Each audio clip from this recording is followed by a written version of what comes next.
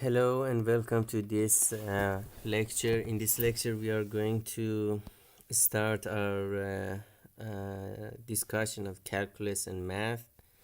And this is basically the book that I wrote, and we're going to go through all the details. This is a very long book and with a lot of questions that we can answer.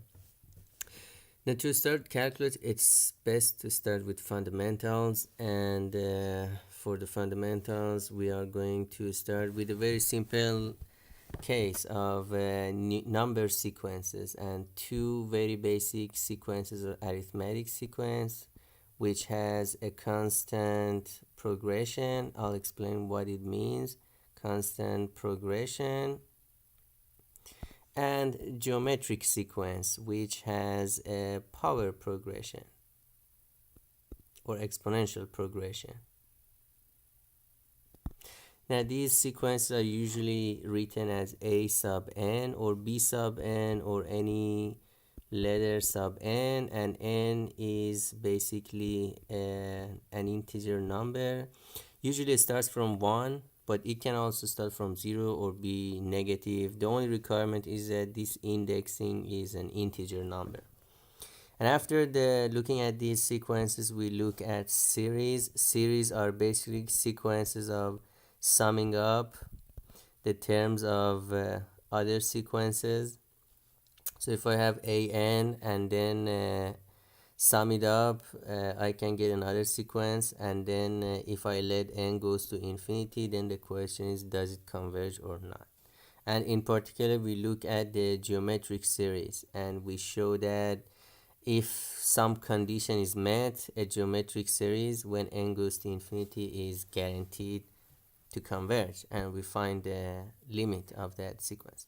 All right, arithmetic sequence. Consider a constant number a1 and a constant number d, which is not 0. So a1 is going to be our starting point, okay? And d is going to be our progression, that constant number that we add to every member of the sequence to generate the next one.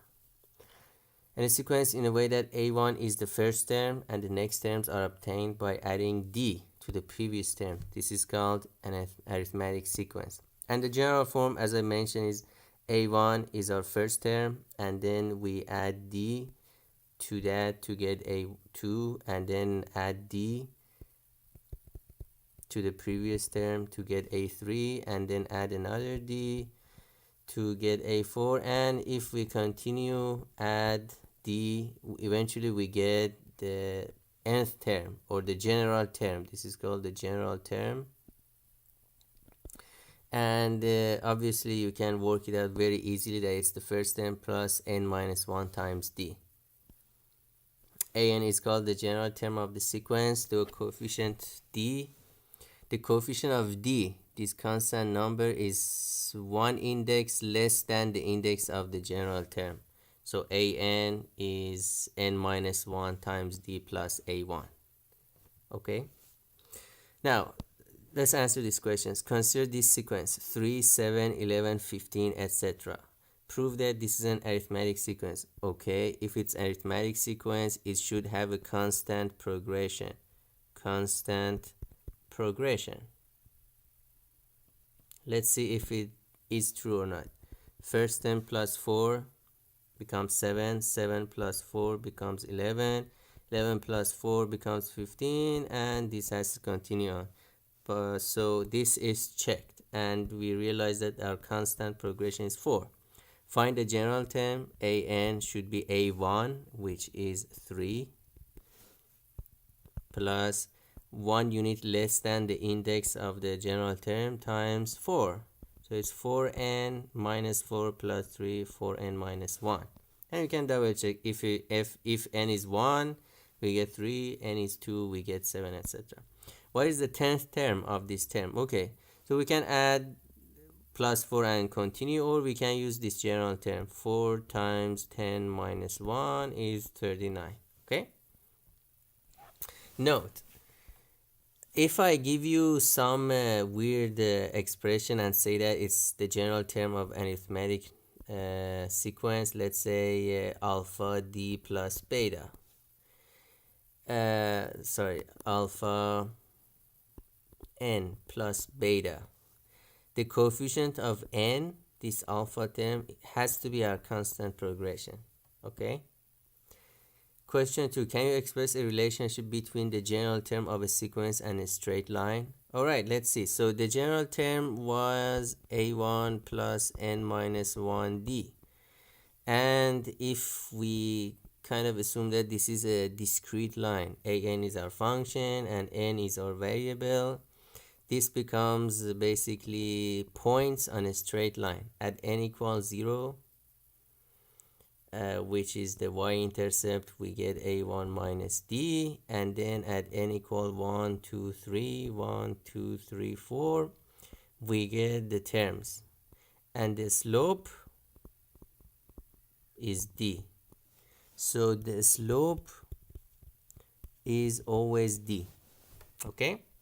Properties of arithmetic sequence. In each arithmetic sequence, the difference between two adjacent terms is constant, which is equal to the constant progression or progression. This is the definition of an arithmetic sequence. We already knew this. If A, B, C is part of an arithmetic sequence, basically these are the three consecutive terms.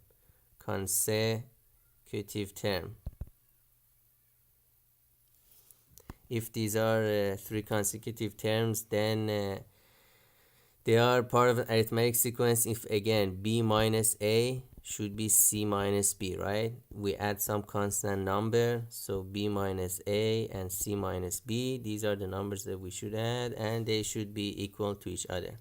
And if you solve this, you realize that b should be a plus c over 2. So b should be the middle number, should be the average of the two numbers. Okay. Three adjacent terms can be shown in the following forms. Again, the definition is a first term plus d, the second term plus d, and we can have the second term minus d and then the second term plus d. Again, by definition, the first term plus d gives us the second term, or the middle term is the average of the two. Okay. Question 3.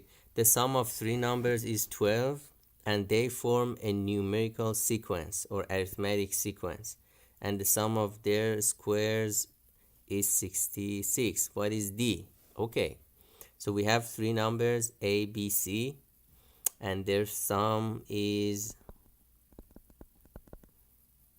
12. And the sum of their squares, a plus b squared plus c squared, is 66, right? So what is d? Okay, obviously we can let's use this form.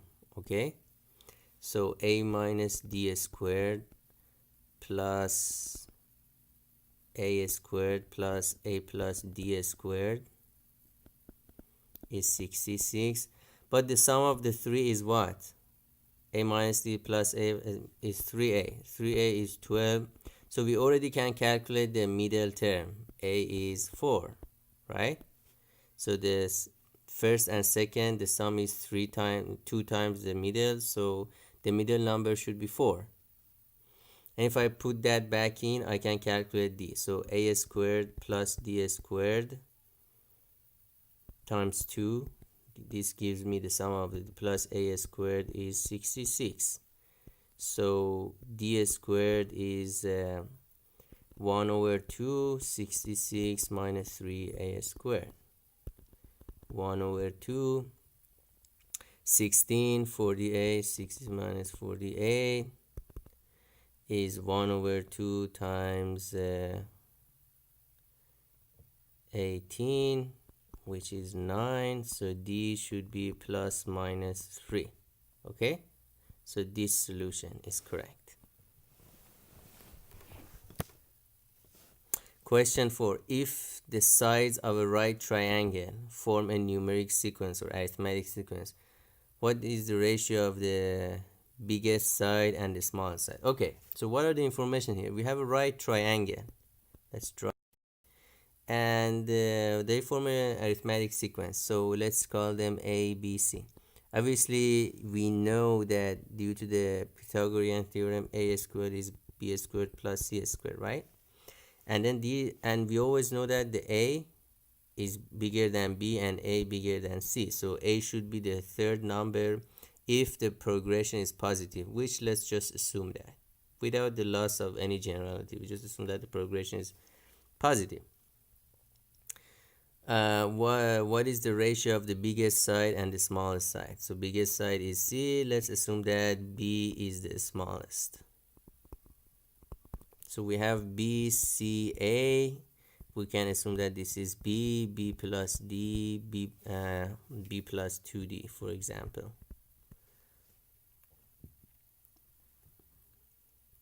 And the way we're going to solve this is, again, we have this information and we have one extra one, right? So if this is going to be true, then C is A plus B over 2. All right. And what we can then extract here is that if we use this form, put it in the Pythagorean, is B squared plus 4D squared plus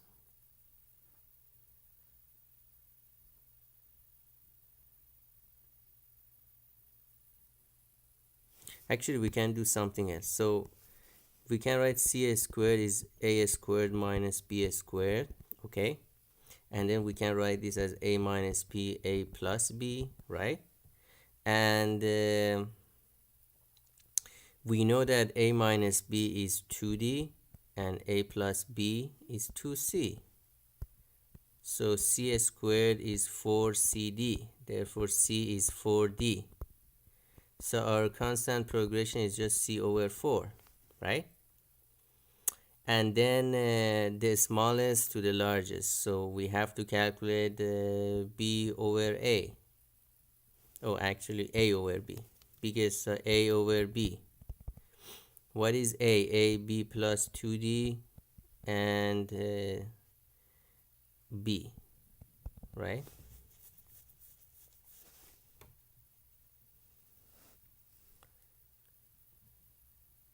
One plus 2 over B, D. D is C over 4. C is B plus D. Sorry. 2 over B, D. D is C over 4. So 1 plus C over 2B. 1 over 2B. What is C?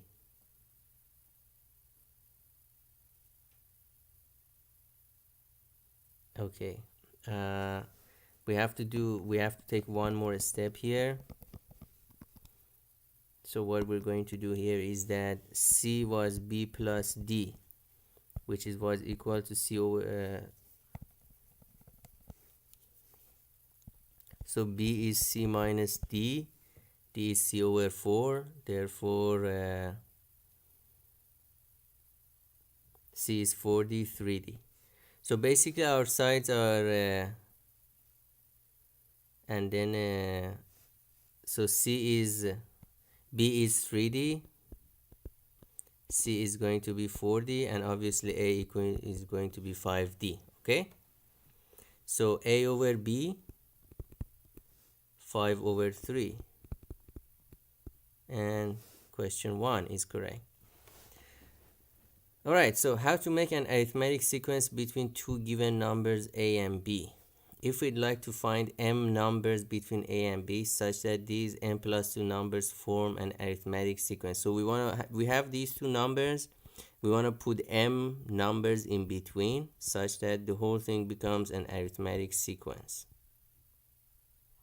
with a constant progression D, right?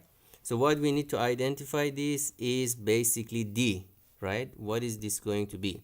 And in order to do that, let's assume that this is our A1 and then if I have m term, this is m plus 1, b is going to be the m plus 2 term, a m plus 2, right?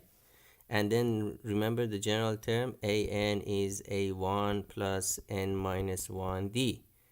Therefore b is m plus 2, so a1 is a plus, so n has to be m plus 2 terms, right? We have m plus 2 minus 1, m plus 1d, and therefore d is b minus a divided by m plus 1.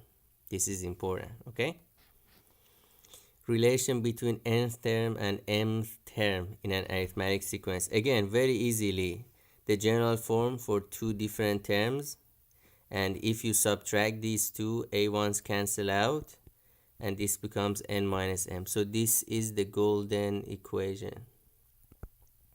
If you remember this, you can do anything, right? And basically this, the one before is basically a subsequence of this one. So this is very important. If I take two arbitrary terms, n and m, subtract them, divide that by the change difference in the index, that gives you the constant progression. This is the fundamental rule. Note that we're just looking for a1 and d because everything can be found by using these two values.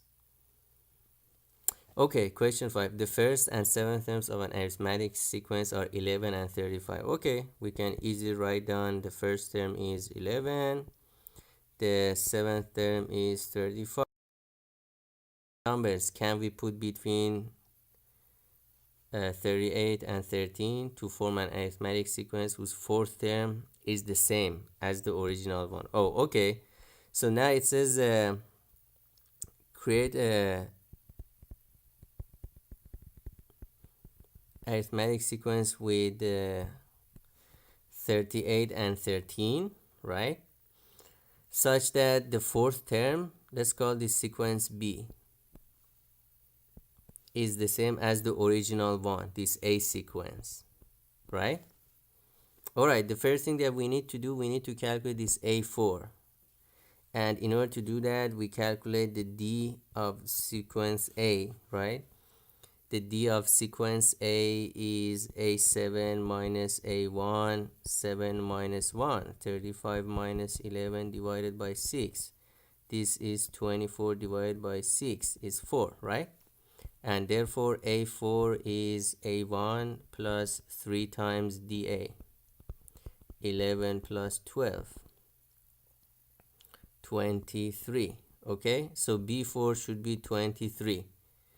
And let's say we put m numbers there, therefore D of B, this sequence is 13 minus 38 divided by m plus 1, which is minus 25 divided by m plus 1, right? And then the 23 is our fourth term, 38 plus 3 times D minus 25 divided by m plus 1. Okay, so let's just quickly calculate this. Minus 3 times 25 divided by m plus, basically plus this, we take this to the other side, 38 minus 23 is 15, so m plus 1 should be 5, m is equal to 4. Okay,